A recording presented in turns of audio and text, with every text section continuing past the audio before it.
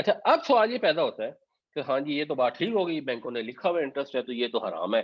हाँ जी, ये तो ठीक है, ये गांधी साहब ने इंतहाई कॉमन सेंस के खिलाफ बात की। ओके, अब हम चले जाते हैं इसके अंदर इस्लामिक बैंकिंग में।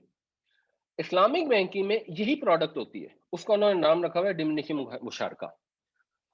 उसके अंदर भी यही कुछ होता है। उसके अंदर जब आप उनके पास जाते हैं 5 साल के बाद और आप कहते हैं कि जी ये घर बेच दें, तो वो भी कहते हैं कि नहीं, हमें तो इकसठ लाख ही चाहिए। वो भी उसकी शेयर होल्डिंग नहीं करते। हालाँकि उन्होंने तो इस्लामिक बैंक में उन्होंने अल्फाज़ रेंट के इस्तेमाल भी किए होते हैं। उन्होंने ये कहा होता है कि हम आपसे शेयर्स खरीद रहे हैं, बाय कर रहे हैं। अब आप उनको कहते हैं कि भई हमने तो रेंट पे लिया था और इतनी हमारी ओनरशिप है। वो कहते हैं नहीं, नहीं, नहीं। आपने प्रॉमिस किया था कि आप पूरा घर 100 के 100 हिस्से परचेज़ करेंगे। आपने 62% या 38% परचेज़ करने का प्रॉमिस नहीं किया था। आपने प्रॉमिस किया था कि आप पूरा परचेज़ करेंगे, इसलिए अब ये आप हमारे पैसे वापस करें, अपना प्रॉमिस पूरा करें। ये तो इंतहाई इलॉजिकल बात है। अगर किसी ने आपको फैसला करने की ज़रूरत है, आपने घर किराए पे दिया है या आपने घर बेचा है या आपने घर ये पार्ट्स में बेचा है, तीनों में से एक सिचुएशन हो सकती है। ये नहीं हो सकता कि आप कहें नहीं हमने घर तो पूरा बेचा है और हमने 10 साल में आपसे पूरी पैसे रिकवर करने हैं और हम आपसे किराया भी ले रहे हैं। अगर आपने घर बेच दिया है, तो कोई अपने घर का आपको किराया क्यों देगा? फिर तो आपने परचेज़ की डीड कर ली है, अब पेमेंट डिफर है। तो अगर डिले करके पेमेंट दी जाएगी, तो बेसिकली कर्ज का मामला हो गया। घर तो खरीद लिया, घर तो उस बंदे ने खरीदा है।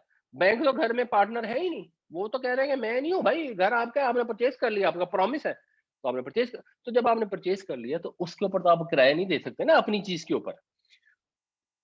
और उसको इंटरेस्टिंग चीज़ ये है कि उन्होंने ना ये मौलाना इमरान अशरफ उस्मानी है, उनकी ये किताब है Islamic banking, Meezan bank's guide to Islamic banking, उसके अंदर वो कहते हैं कि the agreement of joint purchase, leasing and selling different units of the share of the financier should not be tied up together in one single contract. खुद ये कह रहे हैं।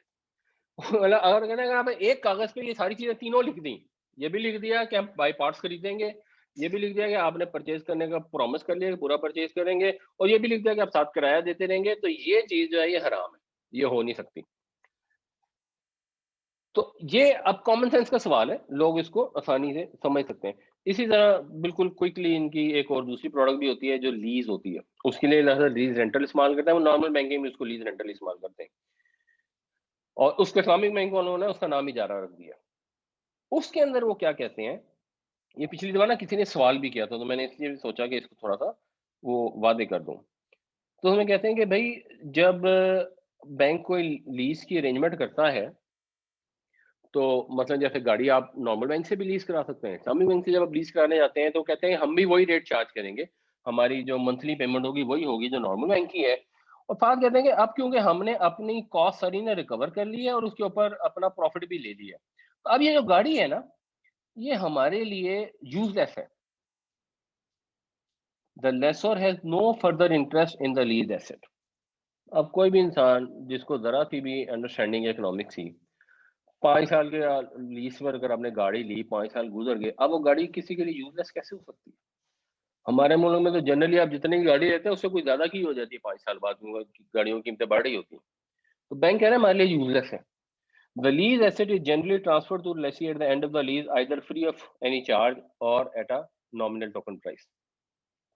और उसको भी उन्होंने यही फरमाया है कि ये जो एग्रीमेंट में जा रहा है ना, should not be subject to signing this promise of sale और gift, but the promise should be recorded in a separate document.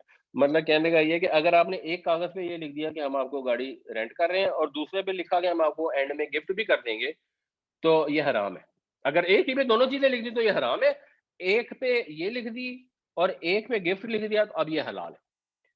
तो ये तो बिल्कुल ही अल्लाह ताला की आयतों का मज़ाक उड़ाने वाली बात है। बिल्कुल सादा कॉमन सेंस से कोई भी इंसान समझता है कि अपने मुँह से कह रहे हैं कि ये दोनों एग्रीमेंट ऑफ गिफ्ट और